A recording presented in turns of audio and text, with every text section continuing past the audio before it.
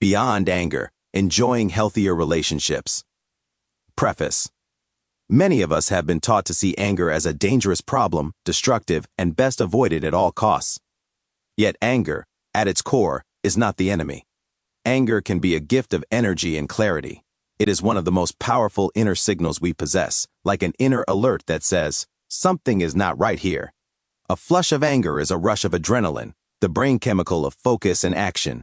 Because of that angry energy, we are moved to confront injustice, defend the vulnerable, summon the courage to change what is not right, to see what is broken in us or the world around us. Anger is composed of both negative judgment, more on that later, or persistent courage. What determines the choice is wisdom and skill, knowing how to respond when angry in a way that brings connection, not alienation or attack. Think of the greatest turning points in history. Movements for freedom, equality, and human dignity were fueled not by calm acceptance but by a righteous anger that refused to settle for less than what was right. Anger gave ordinary men and women extraordinary courage to confront oppression, resist indifference, and demand change.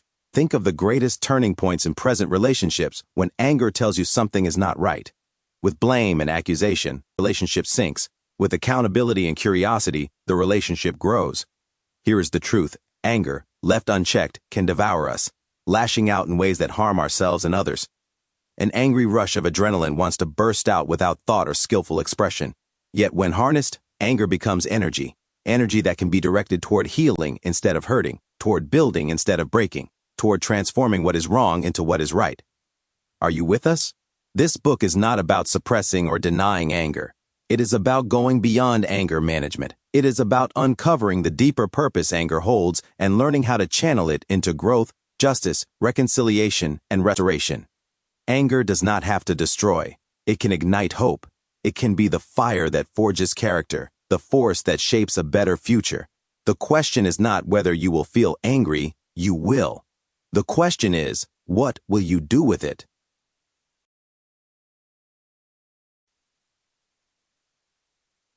Chapter 1. Foundational Understanding of Anger. In our first years of life, our sense of the world is directly formed by how those who raise us, interact with us, provide for us what is essential for us to live. There is no separate sense of self. In later childhood, how they see us is how we see ourselves, but we are still deeply craving their approval as they teach us the difference between safe, unsafe, reward, punishment, self-reliance, obedience, etc. In the beginning, there is no dualism. There is only one in the mind of a baby. Further on, there is tentative self-reliance, a separation between you, but still my well-being relies on your attention to detail and what you teach me. I am learning to resist and say no. I am endlessly curious with stronger preferences and sometimes tantrum-backed insistence on having things my way. Seeds of dualistic thinking start to sprout. You and I are not the same. And if you love me, you will give me what I want. You will give me what I want. Without intentional growth, these beliefs can last into adulthood, as some of us know. Without intentional growth beyond my way, many relationships in the adult world turn into power struggles and anger. Developmentally, children not yet ready for nuance. They are trying many things for the first time, and their minds are not yet able to interpret accurately. To learn, children thrive on clear categories: safe or unsafe, fair or unfair, right or wrong, is this a duck or a dog, and can I cross the street now? In fact, dualistic thinking is not only natural, it is necessary. It gives structure to us learn boundaries, recognize danger, and establish a foundation for making choices. A child who touches a hot stove does not need a nuanced philosophy of heat. They need a clear yes and no, a black and white distinction that protects them. Dualism, at this stage, keeps us safe. A strong belief in right and wrong develops, although necessary. The foundation for judgment of self and others begins to grow. For a while, it works. But as we grow, life itself becomes more complex. We discover that people we love are capable of both kindness and cruelty.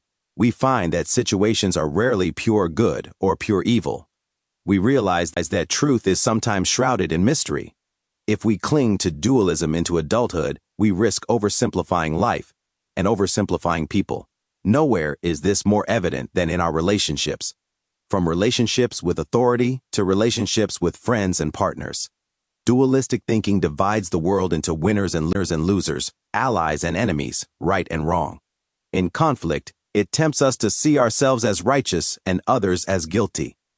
We may believe others should be punished, but we want mercy for ourselves. In anger, these beliefs push us toward judgment instead of curiosity, separation instead of reconciliation, instead of unity.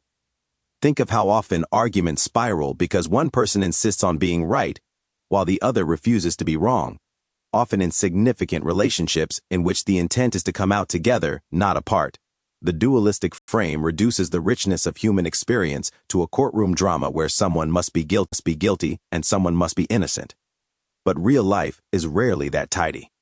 We are all some part of whatever conflict arises. Maturity invites us to move beyond dualism into a deeper way of seeing. This does not mean abandoning truth or pretending that right and wrong do not exist. Rather, it means holding truth with humility, recognizing that people are more than their worst moments, knowing that we can be wrong, and acknowledging that we ourselves are a mixture of light and shadow. When we grow past dualism, relationships begin to change. Instead of asking, who is right and who is wrong, we begin asking, what can I learn from this? Do I really understand how the other thinks or feels and why? Am I talking over them instead of listening? What could I do that would bring us back together in this conversation? What leads to growth and compromise? Anger shifts in this light. Instead of weaponizing it to prove a point, we can channel it toward deeper understanding, stronger boundaries, action. It is a simple and clear choice that takes great effort, determination, and practice we want to offer you here. Those skills that we are not born with, and most of us were never taught. Dualism helps us begin life, but only growth beyond dualism helps us live it well. The journey from simplicity to depth is the very journey of maturity, the difference between anger that destroys and anger that transforms. Story. Mark and Elena had been married for 15 years. They loved each other deeply, but over time their arguments began to follow the same painful pattern. Whenever a conflict arose about money, parenting, or even what to do on the weekend, Mark felt the need to prove he was right. Elena, in turn, felt cornered and pushed back with equal force.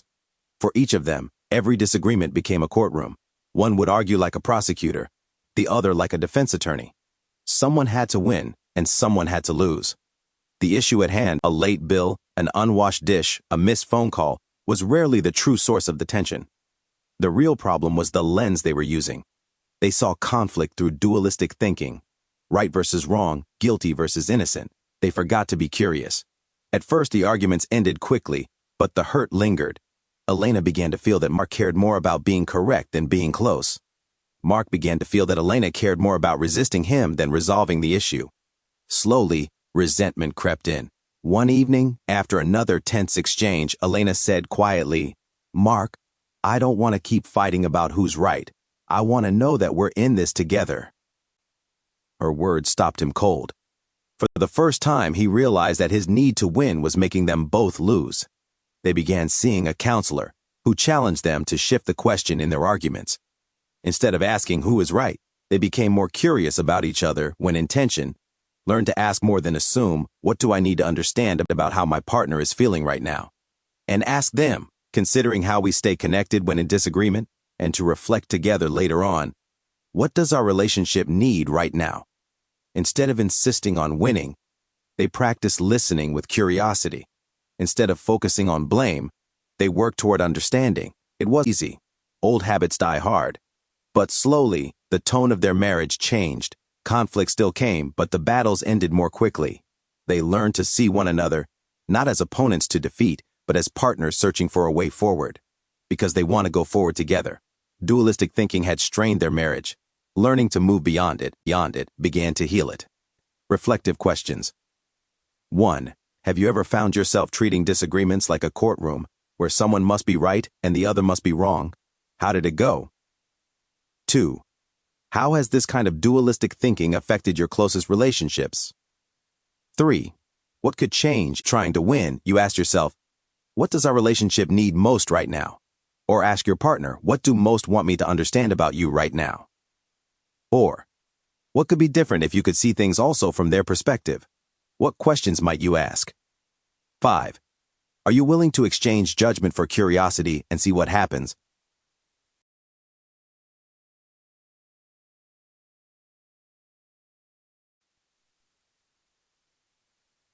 Chapter 2. The Many Faces of Anger. Anger is not one-dimensional. It wears many faces, takes on different tones, and seeps into our lives in ways we may not always recognize. To understand anger, and to simply managing it, we need to see the different ways it appears. Only then can we discover how each form carries both danger and hidden potential.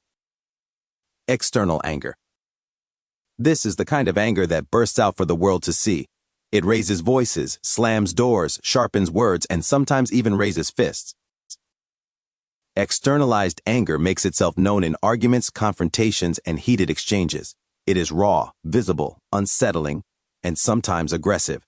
Adrenaline is focused on making sure the other person loses their strength and/or dignity. If they would change, there would be no problem here. Yet this form of anger is not entirely negative. Its energy can be harnessed for good. It is the energy of activism, of protection for vulnerability, of making things right. Externalized anger carries energy and urgency. It tells others, something is wrong here. At its best, it can protect boundaries, speak up for the voiceless, and demand attention when something must change. At its worst, it leaves scars, on others and on ourselves. The journey of growth involves learning to take external anger, its blaming and accusatory energy, and refine it into self-understanding and assertiveness.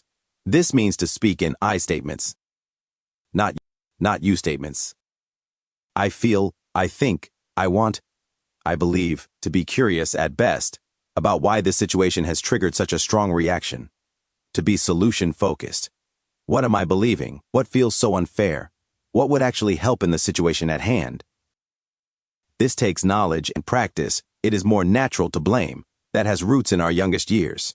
But this is not about winning or losing. It is about owning your own part in the conflict. It does not say, I think that you should. That would be blaming and losing. It says some version of, when you, I assume, and I feel, when you are angry, and I feel worried you are angry at me. Self-understanding and assertion speak truth without cruelty, set boundaries without aggression, and defend without diminishing or destroying the other. Story. Trish and I co-directed a homeless resource center for over a decade. We have gathered many stories over the years, but this one seems appropriate for the topic we're discussing here. One morning, Mary came into the center visibly upset.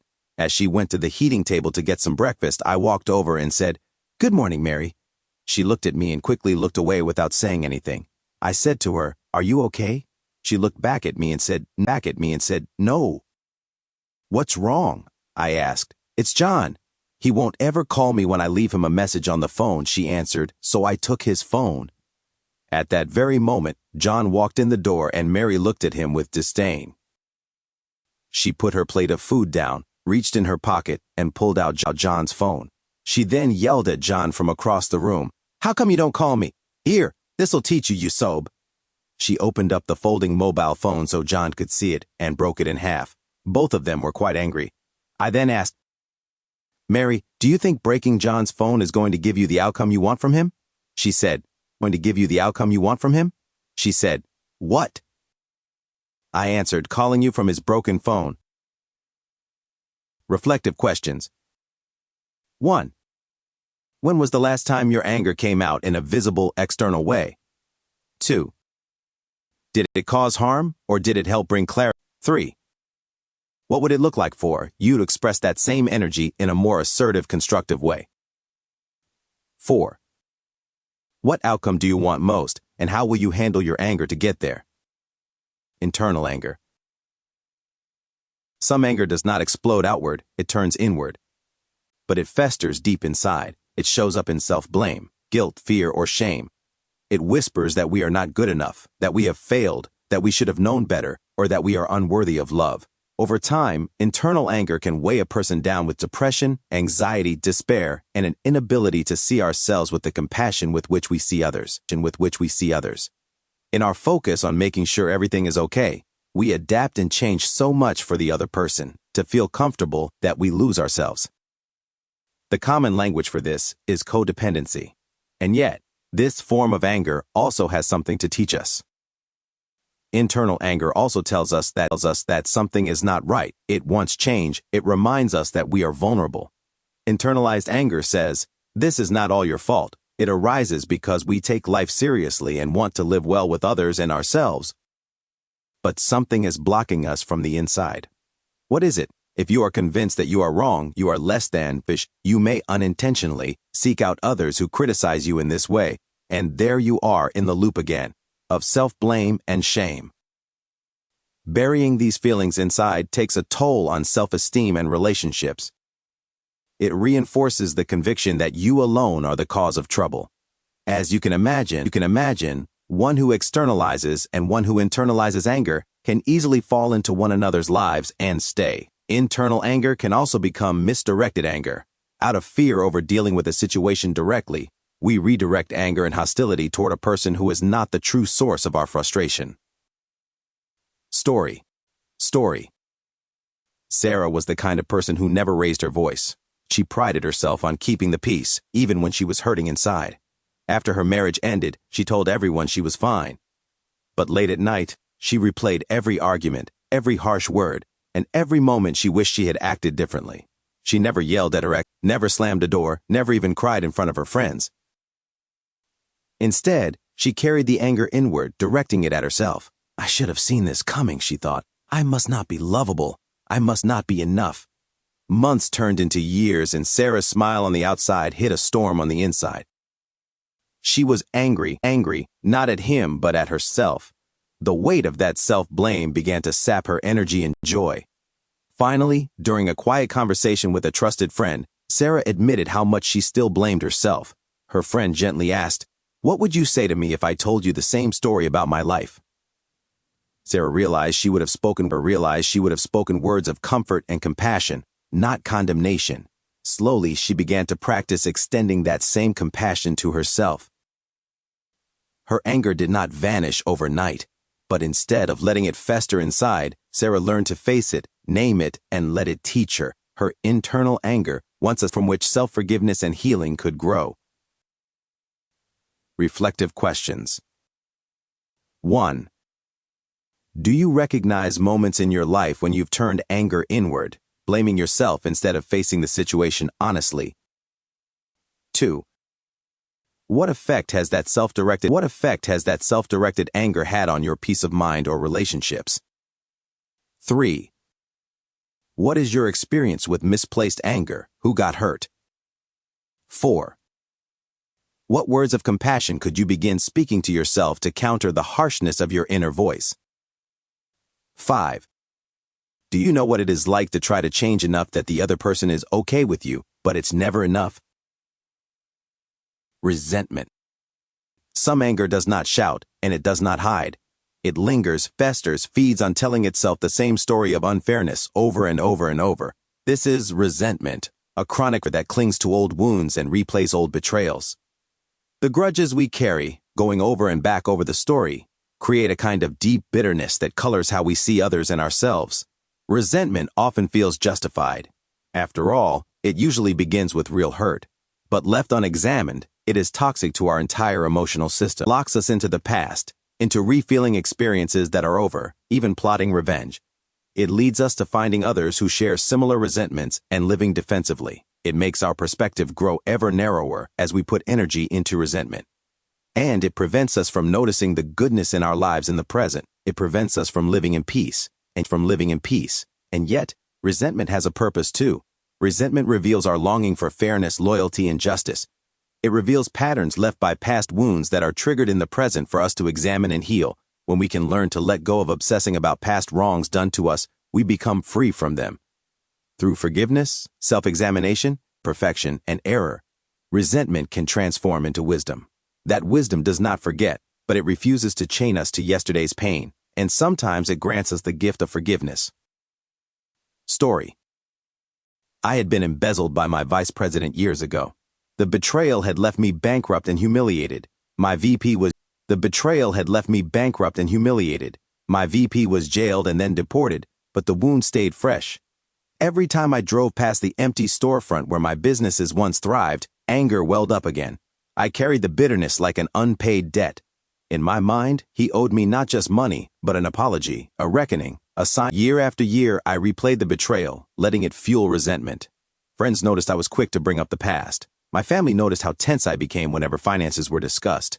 My resentment had become a lens through which I viewed life. It drained my joy and poisoned my present. One evening, while journaling, I asked myself a painful question. If he never pays me back, will I let him keep stealing my peace for the rest of my life? The realization struck me. My resentment was chaining me to the very man I despised. That night I prayed and made a choice. I would never forget what happened, but I would release the debt I was holding in my heart. It wasn't about excusing the betrayal, it was about reclaiming my freedom. Slowly, the bitterness gave way to wisdom. I learned to trust more carefully, to set clearer boundaries, and to move forward without carrying yesterday's poison. Reflective questions. 1. Is there someone in your past whose actions you still replay in your mind? 2. How has holding on to that resentment affected your peace, your health, or your relationships? 3. What would it look like for you to release the right to get even that you feel you're entitled to, not for their sake but for your freedom? 4. Can you recognize any past experiences that are sensitive to similar experiences in the present triggers? What are you afraid of losing? 5. Can you let go of one obsessive resentment, recognizing that this in no way saying it is okay, just that it's over? Transformative anger. There is finally a form of anger that points us toward the highest good. Transformative anger is not about destruction but about creation. It takes the energy of anger and channels it toward healing, justice, and renewal.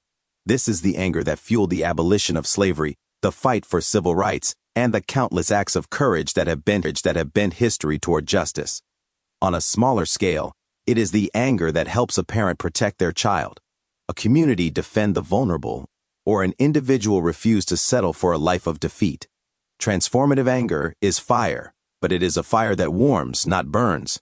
It is passion guided by love, and is strength directed by purpose. It is the form of anger that saves us. Story. In the spring of 1930, the people of India lived under the heavy weight of British colonial rule. For decades, the British Crown had not only controlled the land and its people, but even the simplest necessities of life. The British taxed it heavily, forbidding Indians from collecting or selling their own salt. Imagine being told you had no right to the salt of the earth at your feet, something essential for survival in India's hot climate. This injustice struck a nerve deep in the Indian people. The anger was real, but Gandhi, their spiritual and political leader, knew that empire would crush them with overwhelming force. Instead, Gandhi sought to transform this anger into a different kind of power, a power rooted in truth, discipline, and nonviolent resistance. On March 12, 1930, Gandhi set out from his ashram with just 78 followers. They walked more than 240 miles over the course of 24 days, heading toward the Arabian Sea. Along the way, thousands joined them. By the time they reached the coastal village of Dandi, their ranks had swelled into a massive crowd. There, on April 6th, Gandhi bent down, picked up a lump of natural salt from the shoreline, and declared that India had reclaimed its right to this common resource. The act was simple, yet it was electrifying. Across India, people followed his lead, making their own salt, boycotting British goods, and filling the jails with their bodies rather than responding with fists or guns. The anger of a nation had been transformed into disciplined collective action. The British, who had once seemed untouchable, suddenly found themselves facing an unshakable moral force. The Salt March did not end British rule overnight, but it lit a fire that would not be extinguished. It awakened a movement that grew stronger with each act of peaceful defiance. 15 years later, India achieved independence, not because its people ignored their anger, harnessed it. The lesson is clear. Anger can destroy, or it can liberate. Gandhi and the people of India chose the latter. They proved that anger, when purified by love and disciplined by self-control, becomes more than protest. It becomes power, the power to reshape a nation and the world. The world. Reflective questions. 1. Think of a time when you felt anger towards something deeply unfair. Did you react outwardly, suppress it, or allow it to simmer as resentment? 2. Gandhi and his keep their anger from turning violent. What disciplines or practices could help you healthily channel your anger? 3. The Salt March shows how collective anger, when unified, can spark great change. Are there causes in your community, workplace, or family that could benefit from your energy being directed toward constructive action? 4. What would it mean for you to turn your personal anger into something transformative, not just for yourself but for the people around you? Choosing the path of transformation. Anger wears many faces. Sometimes it bursts outward in fiery words and actions. Sometimes it burrows inward, hiding behind guilt or shame. Sometimes it lingers for years, hardening into resentment. And sometimes, when purified and guided, it rises into its highest form, becoming transformative anger, a force for justice, healing, and renewal. Each and a gift. External anger can protect boundaries but also wound relationships. Internal anger can reveal a longing for integrity, but left unchecked, it can damage the soul. Resentment can signal our deep desire for fairness, but can also chain us to the past. Transformative anger, when rooted in love, can reshape lives, communities, and even nations. The truth is that anger itself is not the enemy. It is a teacher. It tells us that something is wrong, that something matters, that we care deeply. The real question is not whether we will feel anger, but what we will do with it. We can let anger master us, or we can master it. We can let it burn out of control, or we can harness its fire to warm, to light, and to guide. The choice is always before us. As you move forward, remember, anger is not something to fear or suppress. It is something to recognize, respect, and redirect. When we do this, anger becomes more than an emotion. It becomes a powerful tool for growth, courage.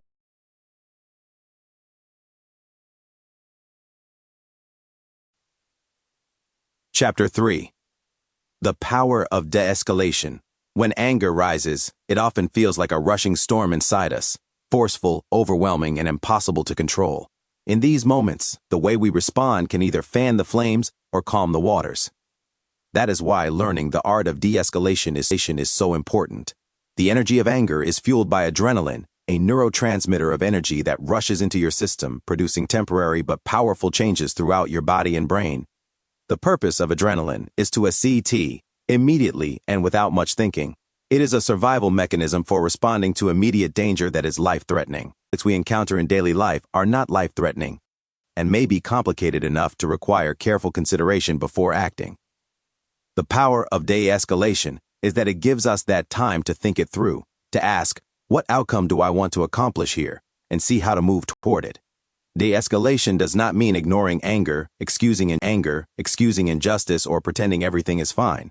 It means lowering the intensity of the moment so that healthy communication becomes possible.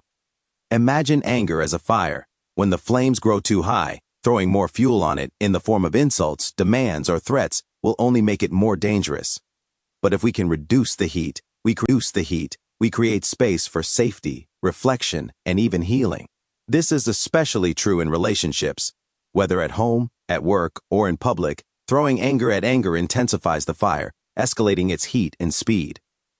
Voices grow louder, words grow sharper, and before long, the original issue is lost in chaos. Chooses to de-escalate. By slowing their breathing, softening their tone, or choosing words carefully, they can often shift the entire direction of the exchange. Instead of spiraling out of control, the conversation has a chance to settle. The question is, do I want to build a wall or a bridge in this conversation? The physiology of anger. Wall or a bridge in this conversation. The physiology of anger. To understand why de-escalation is so important, we need to look at what happens inside our bodies when we become angry. When anger triggers the brain, especially the amygdala, our bodies enter a state of fight or flight. Adrenaline and cortisol surge tense. Blood flow shifts from the rational, problem-solving part of the brain, the prefrontal cortex, to the survival-oriented parts. This is why, in the heat of anger, people often say or do things they later regret. The thinking brain has been hijacked by the survival brain. This adrenalized state has a purpose. It prepares us to respond to threats. But in modern life, many of the threats we encounter are not lions in the wild. They are harsh words, broken trust, or unmet expectations. In those cases, the surge of adrenaline often does more harm than good. De-escalation helps reverse this process. When we slow our breathing, the body grows calmer. We give the brain time to re-engage its reasoning center. As the heart rate slows and adrenaline levels drop, we regain access to empathy, problem-solving, and perspective. Simply put, de-escalation reopens the door to our best selves. Before we dive into specific communication strategies, it's important to remember this. De-escalation is not only about what we say, it is about how we say it. It is also about what we do with our bodies, our tone, and our presence. Learning to lower the intensity of anger, both in ourselves and toward others, creates the fertile ground where the seeds of curiosity, clarity, and communication can actually take root. Once the fire is cooled, we can begin using tools like reflective listening, I statements, calm body language, and problem-solving dialogue. But first, we must quiet the storm. Communication tools. It's important to understand that we all use at least two languages, our verbal language, and our body language. Both of these ways of communicating can be used to de-escalate any angry situation. The following are examples of tools we can use to build a bridge, instead of a wall, in our conversation with the person with whom we are angry. First communication tool, verbal don't interrupt. Anger is this, don't interrupt. It sounds basic, almost too basic, but it can change the entire energy of an angry encounter. Remember what adrenaline wants to do. Get ahead, refute, and eliminate the enemy's power. Notice how difficult it is to sit still and give space for the other person to finish what they are saying, when you may not feel like listening at all.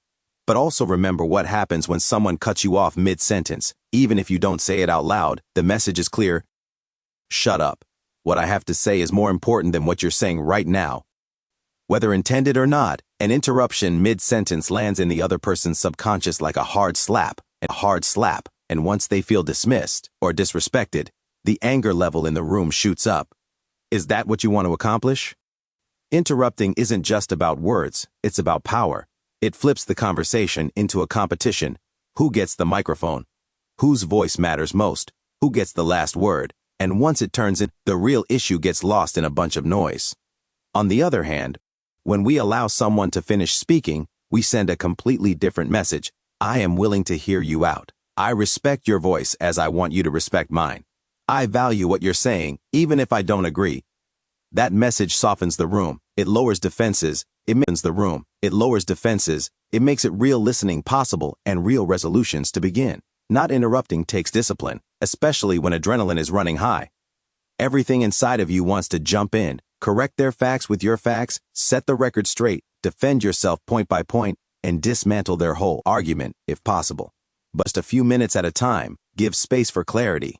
You will be surprised by how many times the very thing you were about to argue against gets resolved by simply letting the other person talk it out.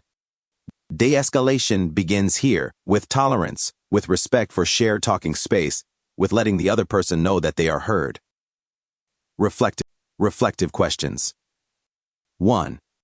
How do you usually feel when someone interrupts you? 2. Can you think of a time when interrupting escalated a conflict in your life? 3.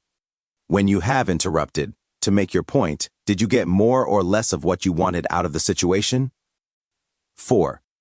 What would it take for you to practice holding your tongue until the other person finishes, even when you feel the urge to jump in?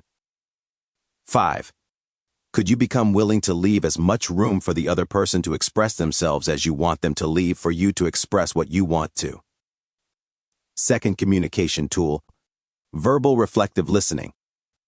If not interrupting keeps the fire from spreading, reflective listening is like pouring cool water on the flames. It's one of the most powerful ways to lower the temperature in a heated conversation. Reflective listening means this: you repeat back, in your own words, what you just heard the other person say. Not in a robotic way, not in a mocking way, but in a way that shows you heard what they said. For example, if your spouse says, "You never listen to me, you're always distracted when I'm talking," instead of jumping in with, "That's not true," or, "Well, you don't listen to me either," you might take a breath and say, "So, what you're saying is that you feel ignored when I look away when you're talking. Is that right?" Notice what happened there. You didn't agree. You didn't defend yourself. You didn't solve the problem yet. But you sent a message. I want you to know that I'm listening. I want to hear what you're saying because you matter to me. And that message de-escalates almost. When people are angry, what they want most is to be heard, not to be fixed, not to be debated, just to be heard. When they feel heard, the intensity of fighting to be heard drops. Once the emotional temperature comes down, then there is room for both of you. Understanding increases, and problem-solving can even begin. But until then, nothing you want to say can land. Reflective listening is challenging, especially in the middle of a heated argument, but it rarely fails to work. How is what you're doing now working? To stop and let the other person know you are listening takes letting go of your need to win, slowing down, and resisting the urge to fire back. But when practiced consistently, it can transform a relationship. It shifts the focus from winning the argument to understanding the person, going from me to we. Reflective questions. 1. How often do you find yourself listening more to react or respond, rather than listening to understand what the person is saying? 2. Can you think of a recent situation where reflective listening could have changed the outcome of an argument? 3. Could you practice reflective listening in a conversation just once this week to evaluate it for yourself?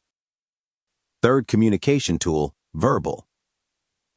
No opinion or ideas on trial. Arguments often escalate because we slip into courtroom mode. Every idea becomes evidence, every opinion a witness, and someone has to win while someone else loses. In this dualistic frame, if I'm right, you must be wrong. If your opinion stands, mine must fall, and the heat rises. In a trial, someone has to win and someone has to lose. Trials are best conducted in courtrooms by trained attorneys, not in personal conflicts. But what if we took the trial out of the conversation? What if we stopped treating every opinion like a verdict waiting to be handed down? To do this, we choose the attitude that no idea or opinion is on trial. Opinions are simply perspectives, windows into how another person sees the world. They don't have to be declared right or wrong to matter. When we let opinions breathe, we send the message, your perspective is welcome here, even if I see things differently. That builds a bridge instead of a wall. For example, imagine a couple arguing about how to spend money. One says, we need to save for the future. If both treat these statements as courtroom positions, the fight becomes, who has the correct philosophy of money? But if they remove the trial, they can shift to, I see you value security and I value experience. How do we honor both? Wow. When ideas are no longer on trial, the people holding those ideas stop feeling attacked. And when people don't feel attacked, anger softens, listening grows, and compromise becomes possible. Reflective questions. 1. In your last heated argument, did you feel like your opinions were being put on trial? Did you put the other person on trial? 2. How might the conversation have gone differently if both sides had treated their ideas as perspectives rather than verdicts, opinions rather than facts? 3. What is one phrase you could use in the future to remind yourself and the other person that no opinion needs to win for the relationship to move forward? Fourth communication tool, verbal speak with I statements. When anger rises, our first instinct is often to point the finger outward. You never listen. You're always late. You don't care. These you statements build walls. They sound like accusations, and accusations trigger defenses. The other person's survival brain kicks in. And instead of hearing you, I statements, on the other hand, build bridges. They invite dialogue instead of courtroom drama. They begin with phrases like, I feel, I think, I believe, I sense. By starting with I, we take ownership of our own emotions and perceptions. We give the other person something they can respond to without feeling attacked. For example, instead of you never listen to me, try, I feel hurt when I don't feel heard. Instead of, you don't care about my opinion, try, I want my perspective to matter to you, so I want to share it. Notice the difference. One statement slams a door, the other opens one. And here's the powerful addition of ending your statement with, but I could be wrong. This little phrase lowers the temperature immediately. It tells the other person, I'm not here to win at all costs, I'm here to understand and be understood. It creates space for humility, which is often the missing ingredient in angry conversations. I statements don't mean we stuff down our anger or sugarcoat the truth. They mean we express anger in a way that keeps the other person at the table instead of driving them away. Remember, I feel, I think, I believe. Just in closing, remember that I think that you should stop doing that. Is a disguised you statement, not an I statement. Reflective questions. You statement, not an I statement. Reflective questions. 1. Think of a recent conflict. How would your words have landed differently if you had framed them with I feel or I believe instead of you always or you never? 2. Why do you think people are more willing to listen when we speak from our own perspective rather than accuse one of your statements this week with, but I could be wrong? How might that change the tone of the conversation? 5th communication tool. Body language speaks louder. Words matter, but they're only part of the story. In fact, most communication happens without words at all, through tone, posture, facial expression, and gestures. That's why body language can either escalate anger or help cool it down. It can either build a bridge or a wall. There are 2 ways to think about body language: interpreting, reading the other person's body language. When someone is angry, their body will often tell you more than their words. Crossed arms, clenched fists, tap too close. These signals reveal tension. Raised eyebrows, narrow eyes, or turning away may show frustration or withdrawal.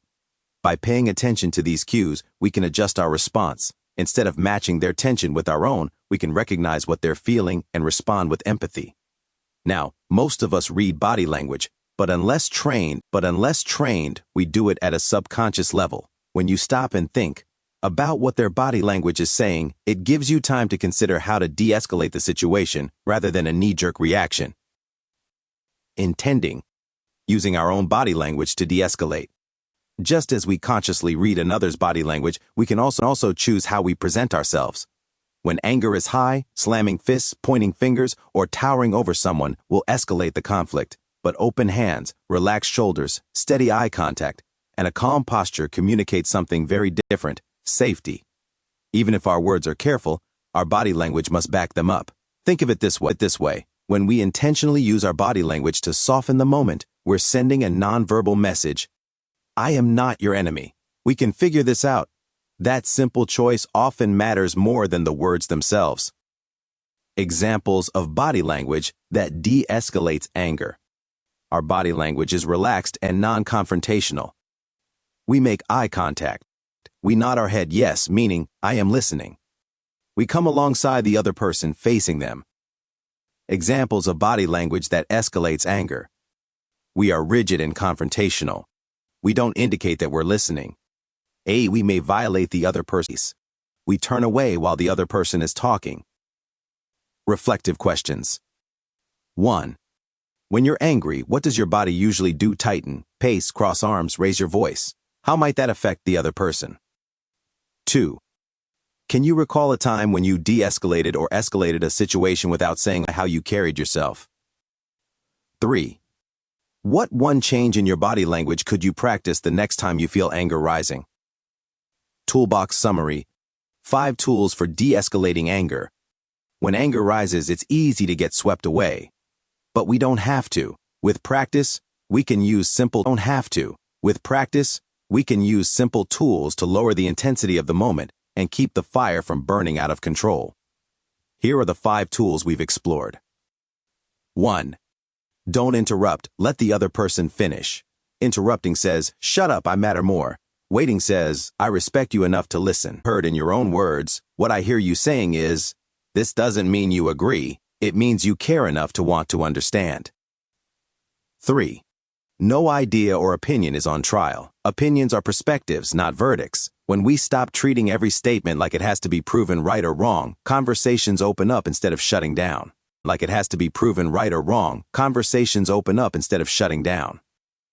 4.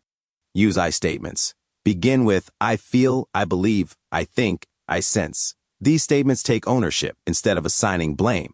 Add humility with, but I could be wrong. 5. Body language speak. Read the other person's nonverbal signals. Intending, use your own posture, gestures, and tone to calm, not inflame. Together, these tools form a toolkit for cooling the fire of anger before it burns up relationships or explodes without thinking it through. They won't remove anger, that's not the point. They help us carry it skillfully, wisely, turning what could be destructive into something constructive. The goal of de-escalation is not to silence anger, but to steward it.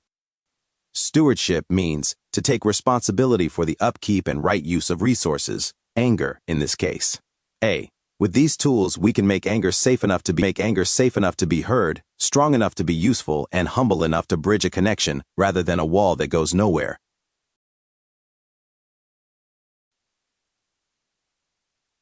Chapter 4.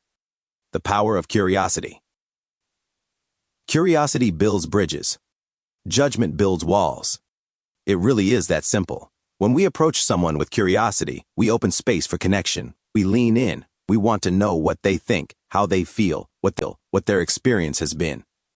Curiosity invites the other person to step onto the bridge with us, to meet in the middle. Judgment, on the other hand, slams the door before a word is spoken. It declares, "I already know who you are. I already know what you mean. Case closed." Judgment doesn't ask questions.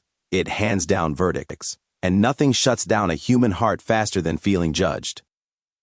Defining curiosity. Curiosity is more than idle interest. It is an intentional inquiry into the other person's thoughts, feelings, experiences, or desires. It depends on the other person's input. You cannot be curious alone. You need their voice. Curiosity sounds like, "Help me understand what you're feeling. What was it like for you when that happened? I hear what you're saying. Can you tell me more?" Every question says, "You matter enough for me to lean in." Defining judgment. Judgment is the opposite. It makes conclusion query. It assumes. It defines the other person without their involvement or input. You always do this because you don't care. You're just being lazy. You never think things through. Each of those statements declares a verdict about someone else's motives without ever giving them a chance to speak. The result? A wall goes up. The other person feels cornered, misunderstood, or attacked, and their defenses rise. You cannot be curious and judgmental at the same time. This is the heart of the matter. Curiosity and judgment cannot coexist. One invites, the other excludes. One opens a door, the other slams it shut. You can choose the one with which you want to lead. Think about the last time you felt judged. Did you feel safe enough to share honestly? Did you feel motivated to stay in the conversation? Probably not. But now think about the last time someone showed genuine curiosity about your thoughts or feelings. Didn't you feel lighter, safer, more willing to keep talking? Curiosity disarms anger. It lowers defenses because it says, "I care about your perspective, even if I don't share it." Judgment, on the other hand, arms anger. It makes the other person feel attacked before they've even had a chance to explain. If anger is the fire, curiosity is the bucket of water that cools it down. Story. One afternoon, Ed was in his home office with the door closed. His office happened to be right next to the front door of the house. As he heard the front door open, he assumed it was Trish returning from the grocery store. A moment later, the door slammed shut, followed by the sharp crash of breaking glass on the ceramic tile floor. Ed was in the middle of a phone call, but he quickly hung up and rushed out of his office. In the hall, he saw a large framed picture shattered on the floor, glass everywhere. Trish wasn't in sight, so he hurried into the kitchen, where she stood with her back to him, still holding grocery bags. In that split second, Ed became judge and jury. He reviewed the evidence, the door slammed, the glass was broken, and delivered his verdict. Trish must have slammed the door too hard. His words came out like a judgment dressed as a question. "Why did you slam the door so hard?" Trish turned around, groceries still in her arms, and calmly explained, "I didn't slam the door. The wind blew it shut while my hands were full." Ed realized afterward what had happened. He had jumped straight to judgment, assuming her guilt without inquiry. If he had chosen curiosity instead, the whole exchange could have sounded different. Instead of accusing, he might have simply asked, "Are you okay, honey? What happened?" That question would have built a bridge instead of a wall, practicing curiosity that de-escalates our anger. Examples of curiosity: questions about ourselves when angry. We ask ourselves, "Why am I angry? What was said or done that has a power over me? Do I ever do the same thing?" Examples of curiosity about others when angry. We give up mind reading. We don't ascribe motives. We don't assume. Reflective, judgment, or curiosity.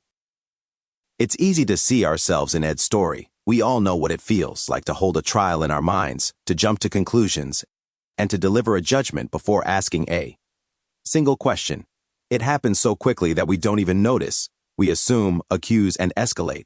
But one curious question could make. Instead of blaming, curiosity invites connection. Instead of creating distance, it builds trust. Take a moment to reflect. 1. Can you recall a recent time when you jumped to judgment instead of asking a curious question? 2. What effect did your judgment on the relationship in that moment? 3. How might a simple question, like "Are you okay?" or "Can you tell me what happened?" have changed the entire tone of the exchange?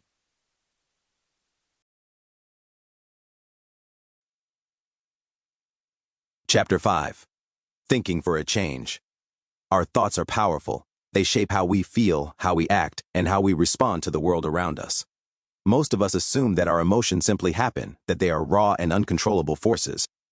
However, the truth is that our feelings are often shaped and fueled by the way we think. Change the way you think, and you begin to change the way you feel. This is the foundation of what psychologists call cognitive behavior. At its heart, it is the understanding that thoughts, feelings, and behaviors are connected in a cycle. A feeling sparks a thought, or a thought sparks a feeling. That inner experience drives a behavior, and the behavior reinforces the thought. Round and round the cycle goes, sometimes keeping us stuck in anger, fear, or resentment. The same event produced two very different outcomes because the thoughts were different. One thought escalated anger, the other lowered it. Why this matters? Cognitive behavior teaches us that anger is not just about what happens to us, it's about how we respond to what happens. This doesn't mean ignoring reality or excusing bad behavior. It means you take back power over your emotional life by responding to angry situations, by thinking about what response will most likely give you the outcome you want, and then acting on that thought, rather than allowing your anger to dictate your behavior. Cognitive reconstruct. Stop, think, step back, slow down. When anger surges, the wisest thing you can do is create a pause between stimulus and response. Take slower breaths, tell the person you need a few minutes, and walk around the block. Whatever brings your adrenaline down low enough that you sense your thinking has returned. A cognitive reconstruct is that pause on purpose. Its aim is simple. Match the outcome you want with the behavior most likely to produce it. Here's how it works in real life. Steady, deliberate, and doable. 1. Name the desired outcome. Before you say a word, ask, "What do I want to happen here?" Clarity calms. If the goal is connection, not victory, your next move will change. 2. Think through your options. There are always several paths. Argue, ask, pause, postpone, or propose a solution. Picture each option like a fork in the road and imagine where it leads. 3. Recall past failures and lessons. What have you tried before that made things worse? Sarcasm, interrupting, raising your voice. Let yesterday's mistakes fund today's wisdom. 4. Choose the behavior most likely to produce the outcome you want. Ask, which action gives me the best chance at that outcome I want? Maybe it's a softer tone, a curious question, an I statement, or a brief timeout. 5. Act from your thinking, not your feelings. Feelings are data, not drivers. Let your clarified goal and chosen strategy steer the moment. Speak and move from intention, not impulse. A simple mantra can help. Step back, breathe, identify desired outcome first, action second. Story. Morning when the phone rang. "Mr. Jansen, this is the hospice nurse. I have a note to call you. Your father's breathing has changed. He's gone into apnea." "What's that?" Ed asked, still half asleep. Her voice was gentle but steady. "It means he stops breathing and then starts again. I'm afraid he's entered the dying process." "Okay," he said quietly. I'll be right down." He hung up and sat on the edge of the bed. His best friend, his dad, was dying. He had promised him he'd be there when he passed, and now the time had come. He dressed quickly, got in his car, and headed for hospice. As he drove down the dark country road, his mind raced. Then he saw it, flashing lights in the rearview mirror. A police car, at 3 o'clock in the morning. What was a cop even doing out here? He made a snap judgment. He must have been asleep when his radar went off and woke him up. His anger spiked. His father was dying, and now he had to deal with this. But then he remembered something. Years earlier, as a chaplain for the Martin County Sheriff's Office in Florida, he had taught young men in the juvenile offenders training camp the principles of cognitive behavior. And here he was, in the middle of an emotional storm, being tested by the very principles he had taught. He stopped and asked himself, what outcome do I want from this situation? And what behavior is most likely to give me that outcome? He recalled failures with speeding tickets, what didn't work. This time, the outcome he wanted was simple, a warning, not a delay. What mattered wasn't money, it was time. So he pulled over immediately. He rolled down his window, turned on his dome light, and got the paperwork ready. He wanted the officer to feel safe approaching him, to see that he didn't have anything to hide. As he walked up, Ed offered him his license, registration, and proof of insurance. He looked at Ed and asked, "Are you in a hurry, boy?" You know what he wanted to say, yes. What did I do, wake you up? That would have felt good. For about 30 seconds. But would it have given Ed the outcome he wanted? Not a chance. So he bit his tongue and simply said, "Yes, sir." "What's your problem?" he asked. He told him the truth. "I got a call from hospice. My father is dying." He paused. "The hospice over on 2nd Street?" "Yes," he said. He glanced at his paperwork, handed it back, and then said words Ed will never forget. "Follow me. I'll give you a police escort." Did Ed's cognitive reconstruct give him the outcome he wanted? No, it gave him an outcome 10 times better. Ed was able to override the surge of anger, the temptation to insult him, and instead respond with the kind of thinking and behavior most likely to bring peace. And in return, he was given the gift of arriving at his father's side in time, escorted with honor. Chapter 6. Freedom in Relationships. One of the greatest sources of anger in our lives is the desire to control or chafing at the feeling of being controlled. In both cases, we want to control what we have no real power to control. We want people to think a certain way, act a certain way, and respond a certain way. And when anger rises, control is an illusion. The truth is, we have very little control over the world around us. We cannot control what others think. We cannot control their choices. We cannot control the traffic, the weather, or the past. And when we try, frustration is guaranteed. What we can do is influence. Influence is the gentle patterns, example, persuasion, and consistency. It does not force invites. It does not demand inspiration. While control builds resistance, influence builds openness. Think about it. When someone tries to control you, what happens? Walls go up. Defensiveness kicks in.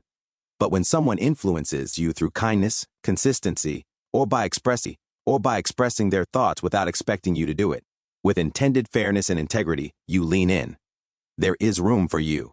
You may not even realize it, but influence works from the inside out, the difference between control and influence. Control and influence may look similar on the surface, but in practice, they are worlds apart. Control says, "I'll make you do what I want." It pushes, demands, and manipulates. Influence, by contrast, says, "I will live in such a way that you may choose differently." It invites, persuades, and inspires. Control may win short-term compliance, but it rarely wins hearts. Influence, on the other hand, nurtures genuine change from within. Control creates resistance, influence creates openness. And here's the truth about control, it always fails. We cannot truly control another person's will, their heart, or their choices. When our attempts at control collapse, as they inevitably do, anger flares. Influence, however, lowers anger because it shifts our focus from what we cannot do to what we can. Instead of trying to bend someone's will, we begin to take responsibility for our own actions, our own tone, and our own example. In the end, control escalates conflict, and influence cultivates peace. Why this matters for anger. When we confuse influence with control, we set ourselves up for disappointment and resentment. His wife's feelings. The parent who tries to control a teenager's choices. The boss who tries to control every move of an employee. Each ends up in frustration. But when we shift our focus to influence, anger loses its grip.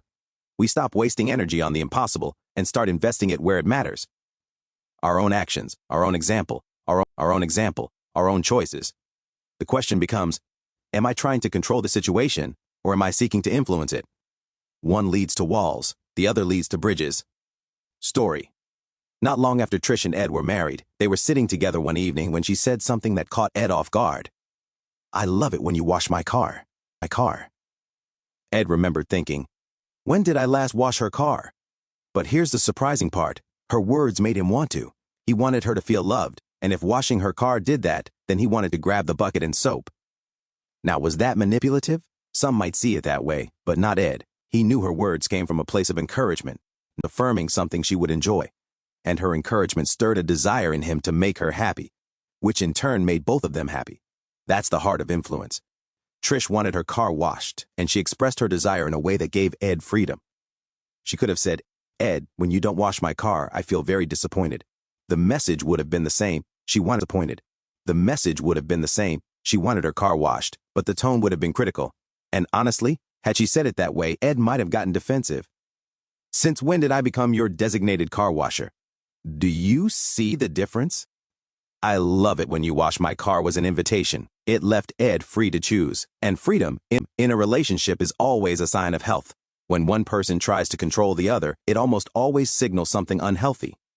But when one person influences the other with encouragement, it builds trust, love, and a willingness to respond. In his book, Inside Out, psychologist Dr. Larry Crabb talks about the importance of freedom in relationships. He offers 70% of the conflict in your life. It's called goals and desires. Simple? Yes. Easy? Not always. Here's how it works. A goal is anything you want that depends only on you. Because it depends solely on you, you take full responsibility for the outcome. If you accomplish it, you get the credit. If you fail, you accept it, you get the credit. If you fail, you accept the responsibility. No one else can be blamed, and no one else can take credit. A desire, on the other hand, is anything you want that involves another person. Because it involves someone else's will, you cannot take responsibility for the outcome. You may express your desire, but then you must release it to their choice. According to Dr. Crabb, most conflict arises when you confuse the two. The moment you take responsibility for the outcome of a desire, you step into the role of a manipulator. You begin to pressure, push, and maneuver to make the other person give you what you want. That pressure breeds resistance, and resistance breeds conflict. Think about it. If you express a meet it, you have a choice. You can let it go, or you can attempt to control. One path leads to freedom, the other to frustration. It really is that simple. But simple does not mean easy. Letting go of desires is hard, especially in close relationships. Yet the more you practice, the freer both people become. And freedom always strengthens influence far more than control ever could. Story. Mark and Jenna had been married for 10 years.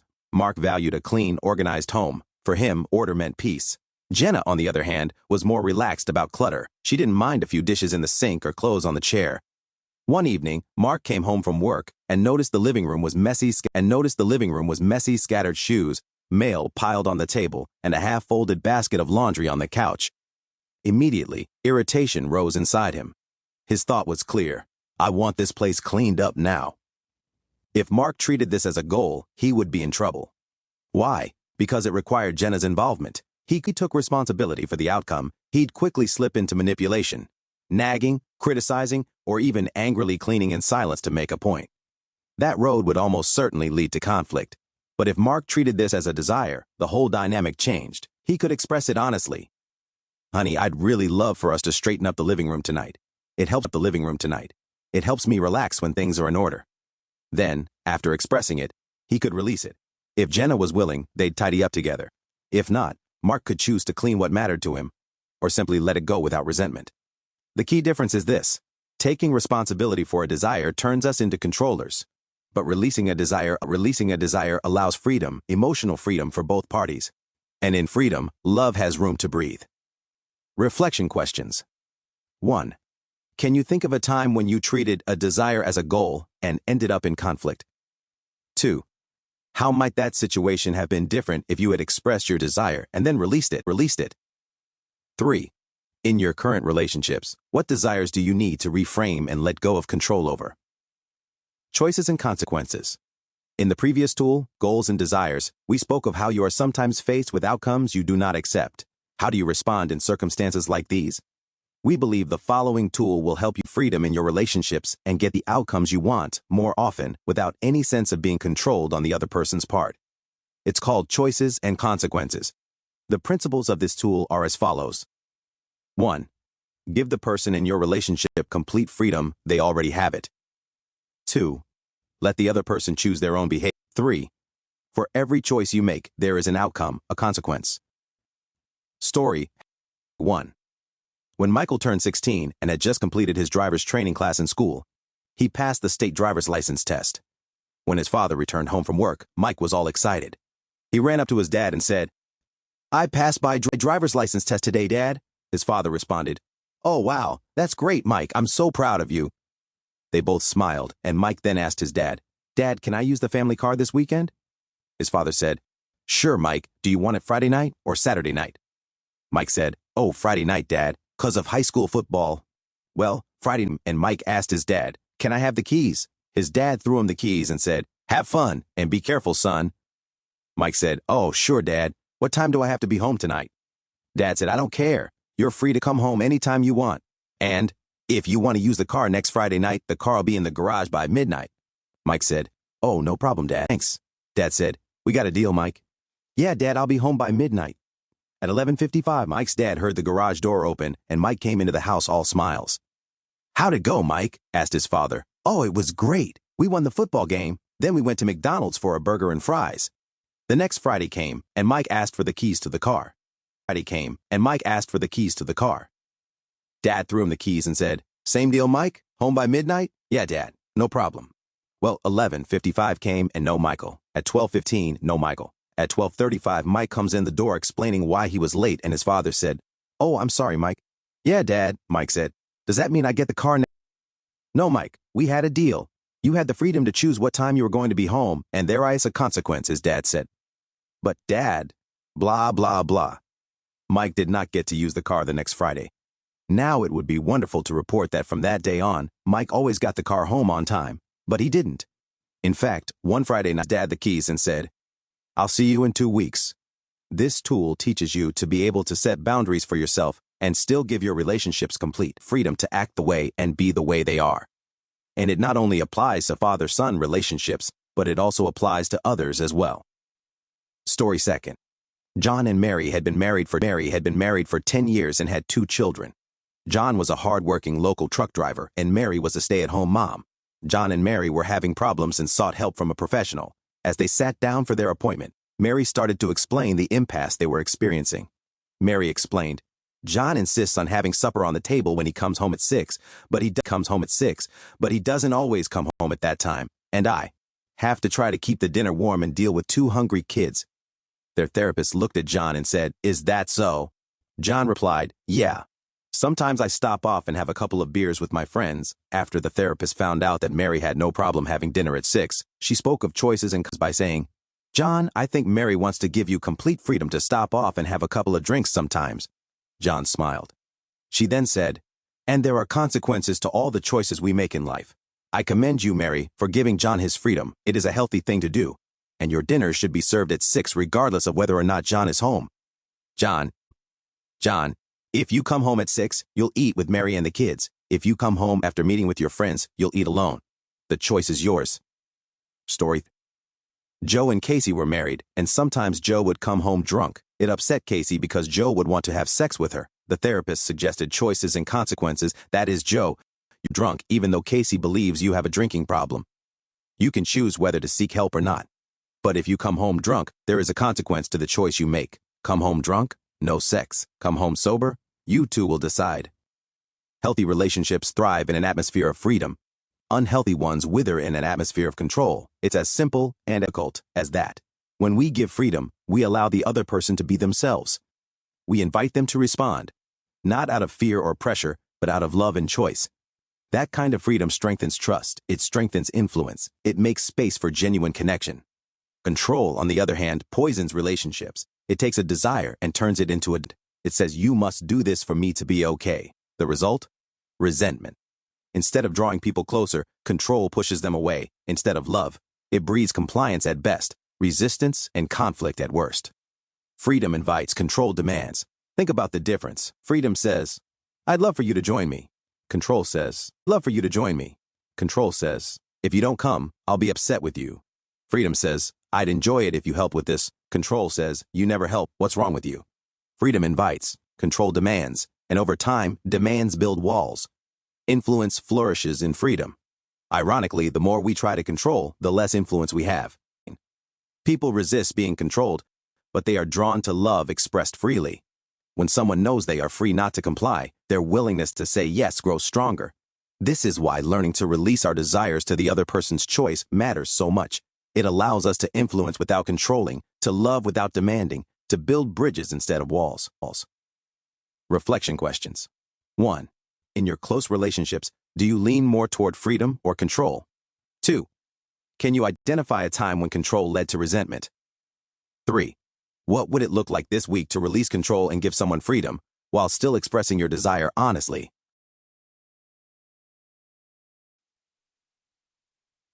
Conclusion. Beyond anger. Anger is part of being human. It is neither good nor bad in itself. It is energy. Energy that can destroy or energy that can heal. The journey of this book has been to show that anger does not have to master us. We can learn to carry it with wisdom, courage, love, and power. We began by exploring the many faces of anger: external, internal, resentment, and transformative. Each form carries both danger and possibility. Anger can lash out, turn inward, fester over time, or rise into a force for justice and renewal. It can turn something wrong into something right. The question is never simply, will I be angry? The question is, what will I do with my anger? We then looked at the growth from dualistic thinking to deeper ways of seeing. As children, we need black and white categories. But as adults, dualism often becomes a trap that stunts our relationships and escalates conflict. Maturity often calls us to look past right and wrong and into the richer questions of creating an understanding of one another. Compromise, healthy boundaries, healing, and growth. From there, we explored tools for de-escalation.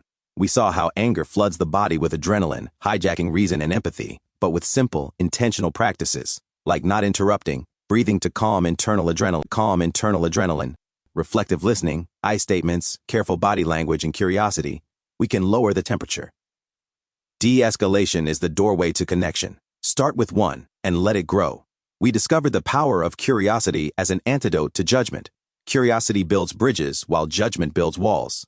By leaning with genuine questions instead of rushing to conclusions, we create safety and connection in the very moments anger most tempts us to divide. Then we learn to think for a change through the practice of cognitive reconstructs. By slowing down, becoming curious, reframing our thoughts, and replacing distortions with clarity, we can shift our feelings and our behaviors. Becomes manageable when we learn to master the stories we tell ourselves. Finally, we explored the difference between influence and control and the freedom that makes relationships healthy. Control manipulates and breeds resentment, influence encourages and nurtures growth. Freedom is always the fertile soil where trust and love will flourish. Living beyond anger. To live beyond anger does not mean we will never feel it again. Anger is triggered all the time in forms of disappointment, hurt, judgments. So expect it. It means we can choose to learn how to listen to it, honor it, and direct it wisely. This is a learned skill requiring intentional, frequent practice. Anger can be a teacher, a mirror, and a motivator, but only if we choose to respond instead of reacting. The gift of anger is that it shows us something matters. The challenge of anger is that it tests how we will carry it. The invitation of anger is that it can be transformed into connection, healing, justice, and love. When we move beyond anger, we move toward life, toward peace, toward healthier relationships, and toward becoming the people we were always meant to be. Closing meditation. Take a deep breath. Feel your chest rise and fall. Allow yourself to be fully present in this moment. Picture the times when anger has overwhelmed you. Moments of sharp words, wounded silence, or lingering resentment. Feel it in your body. Notice them. Hold them gently without judgment. I notice you here with me. The feelings are part of your story, but they do not define you or determine your choices. Now, imagine your anger as a fire. Left unchecked, it can burn and destroy. But in your cooling hands, guided with care, it becomes light and warmth. Comes energy for change, courage for truth, and passion for love. Whisper these words to yourself. I am not my anger. My anger is my teacher. I have the power to pause, to breathe, to choose. I can turn anger into understanding, judgment into curiosity, control into influence, and fear into freedom. Visualize yourself standing at a crossroads. There are two signs pointing. One path leads to reaction, anger, the other to response, peace. One leads to walls, the other to bridges. Choose the path of peace. Choose the path beyond anger. Slowly walk forward, breathing gently, and notice the sense of peace rising within you, expanding in your chest. Be still in this feeling for a few minutes. It is precious and it is always within you if you want to choose it.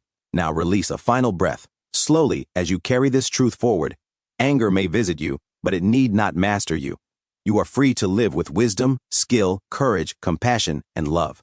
May this little book be a guide for your journey beyond anger. With much love, Ed and Trish.